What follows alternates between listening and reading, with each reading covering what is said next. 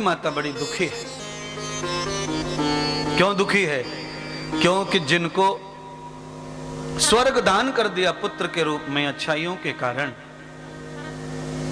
श्रेष्ठ औलाद, इंद्र श्रेष्ठ थे, कुबेर जी श्रेष्ठ थे, इन सब देवताओं को महर्षि कश्यप ने अपने पुत्र अच्छे हैं ऐसा सोचकर स्वर्ग कुबेर का खजाना इनको दे दिया, सारी संपत्ति इनको थमा दी। पर अच्छाइयां भी थी, सज्जनता भी थी, पर धीरे धीरे धीरे धीरे आलस्य और प्रमाद ने घेर लिया।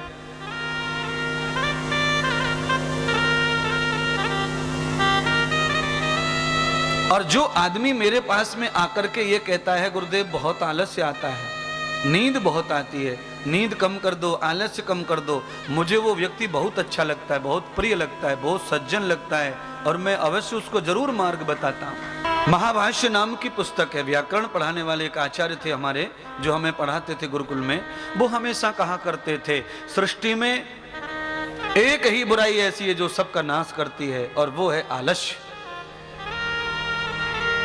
बोलिए इतना बड़ा नाश है। मेरी आंखों के सामने मैं गाड़ी में बैठा हूं, मेरी आंखों के सामने एक महिला मर गई रोड पर, मोटरसाइकिल पे से टपक गई। अब क्यों टपक गई आप समझ जाओ।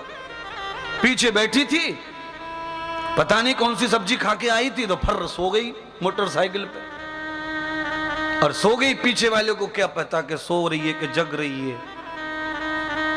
बजनी शरीर था मोटा ताजी, मेरे सामने गिरी और मेरे सामने मरी।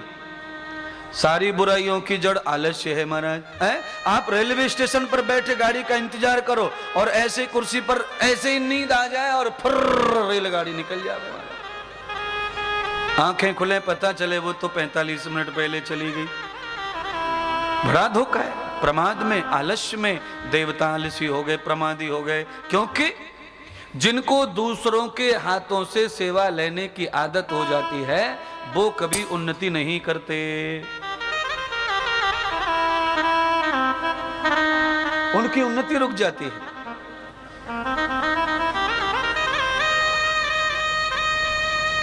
इसलिए हर धनवान की तीसरी पीढ़ी में गरीबी आना प्रारंभ हो जाता है,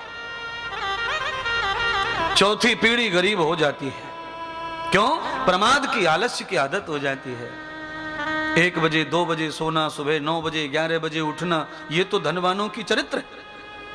अरे जिनके घर में नारायण प्रसन्न है, लक्ष्मी भेज दी है, उस घर में भी सोने की आदत पड़ी है, तो लक्ष्मी जहां है वहां सोना कैसा? 4 बजे उठकर अर्घ लग जाए, सूर्य उदय ही नहीं हुआ तो अर्घ चढ़ाते ऋषि मुनि नदियों में सूर्य देवता को बिना सूर्य के। इसका मतलब है बिना सूर्य के अर्घ नहीं चढ़ाते। सूर्य कहीं गया नहीं है, धरती ने आड़ कर ली है। अमेरिका में प्रकाश कर रहा है, धरती भारत की पर तो अंधेरा है, अमेरिका में तो प्रकाश है। 24 घंटे में जब चाहे तब सूर्य को अर्घ चढ़ा सकते हैं। सूर्य साक्षी दिख रहा है तब अर्घ चढ़ाने से कोई ज्यादा फल नहीं मिलता है। जब सूर्य दिख रहा है तब पानी चढ़ाने से फल नहीं परिणाम मिलता है।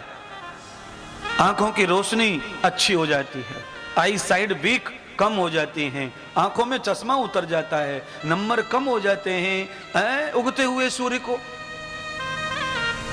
पानी चढ़ाओ, ऊपर को हाथ करके चौड़े से पात्र में थाली ले लो या कोई बड़ा पात्र ले लो जो कम से कम इतनी बड़ी धार बन जावे, और उस धार में से आंखें खोल के जब हम सूर्य को देखते हैं और सूर्य का नाम लेकर जल अर्पण करते हैं तो उस जल से निकलती किरणें आंखों को चार्ज कर देती हैं, आंखों को नया कर देती हैं। अरे किसी भी चीज को विद्या के साथ देखो, लॉजिक के साथ देखो, विश्वास के साथ, पाखंड के साथ क्यों देखना? सूर्य को पानी चढ़ाने से पाप धुल जाता है, सूर्य को पानी चढ़ाने से बेटा आ जाता है, सूर्य को पानी चढ़ाने से अमर हो जाते हैं, ये पाखंड है। सूर्य को जल चढ़ाने से जीवन को शक्ति प्रदान होती है, क्योंकि जल से हर चीज बलवान होने लगती है, जल से शक्ति आने लगती है हर चीज में। महाराज रस्सी को ले लो आप, सूखी रस्सी को आप तोड़ भी सकते हैं और रस्सी वो गीली कर लो तो ताकतवर हो जाती है। जितने सेंटरिंग वाले हैं वो रस्सी को गीली करके लपेटते महाराज, 20-20 मंजिल तक सीमेंट, ईंट, रेत, गिट्टी सब चढ़ा देते। पर अनुकूल संयमित गीलापन ज्यादा दिन रस्सी पानी में पड़ी रही तो सड़ जाती है, गल जाती है। इसलिए हर जगह पर युक्ति चाहिए, नियोजन चाहिए।